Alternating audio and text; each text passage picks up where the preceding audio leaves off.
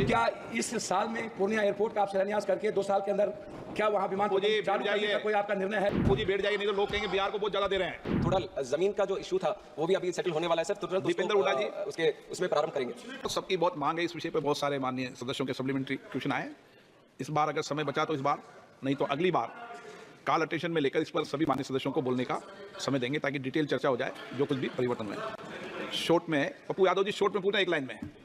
मैं माननीय मंत्री महोदय से आपके माध्यम से पूछना चाहूँगा कि गृह मंत्री अमित शाह जी भी और प्रधानमंत्री जी ने भी कई बार पूर्णिया एयरपोर्ट, भागलपुर एयरपोर्ट का जिक्र कर चुके हैं कि वो खुल गया, हो गया। अभी तक पूर्णिया लैंड जो बिहार सरकार के द्वारा अधिग्रहण होना था, जिसमें 15 एकड़ लैंड अभी तक अधिग्रहण है। मैं आपसे मिल करके भी पूर्णिया एयरपोर्ट के निर्माण कार्य की शुरुआत करने का मैंने आग्रह किया है। माननीय मंत्री जी, क्या इस साल में पूर्णिया एयरपोर्ट का आप शिलान्यास करके 2 साल के अंदर क्या वहाँ विमान चालू करने का कोई आपका निर्णय है? ये मैं आपसे पूछना हूँ। पूरी बैठ जाइए, नहीं तो लोग कहेंगे बिहार को बहुत ज्यादा दे रहे हैं। सर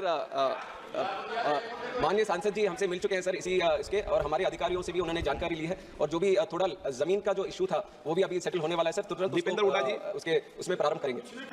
दीपेंद्र हुड्डा, संबित पात्रा जी, शॉर्ट में। धन्यवाद, आपने ये मौका दिया है। आपके माध्यम से मैं माननीय मंत्री जी से पूछना चाहता हूँ पूरी इंटरनेशनल एयरपोर्ट के विषय में। 2021 में इस एयरपोर्ट के विषय में there was a need which arose for the international airport in Puri, and in the year 2023 the grant for the site clearance was forwarded by the ministry of civil aviation.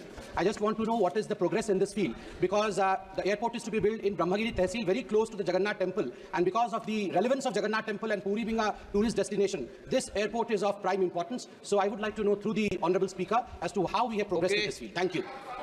Sir पूरी